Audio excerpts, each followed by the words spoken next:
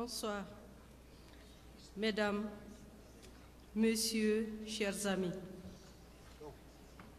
Pour nous, il est tout un honneur d'être aujourd'hui au Brésil avec tous les frères et sœurs de la planète avec qui nous partageons la même vision de ce que le monde et la vie qui s'y déroule devraient être.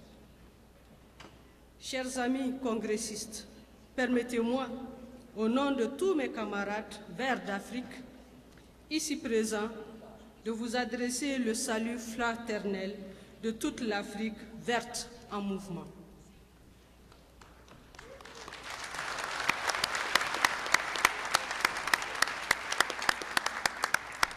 L'écologie politique qui nous rassemble ici est le fondement idéologique sur lequel repose notre philosophie de vie, privée ou publique.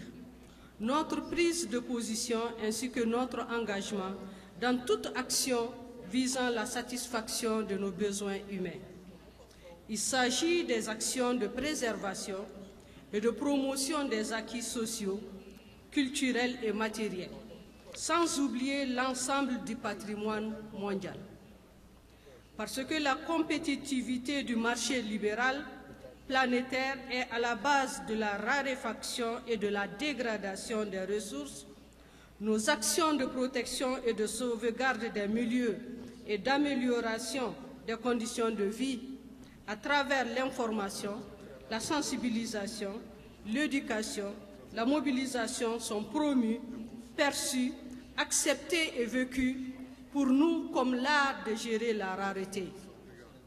La compréhension des relations liées à l'écosystème devient alors notre éthique de vie.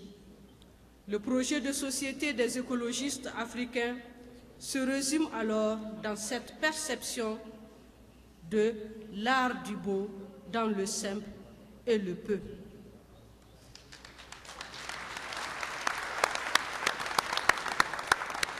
Au cœur des valeurs que nous partageons figure la coopération étroite avec les partis et les groupes qui ont pour souci l'encouragement des communautés de base et l'implication du secteur privé dans le financement à la gestion de la biodiversité pour une saine sécurité alimentaire.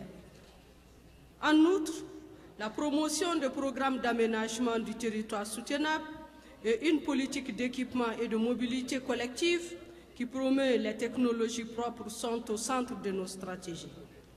Nous voudrions attirer votre attention sur le fait que les différents paramètres qui définissent la géographie et la culture de nos pays nous sous-tendent nos actions.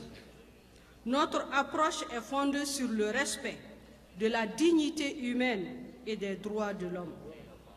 Dans notre compréhension, alors, l'écologie politique ne saurait se concevoir sans cela.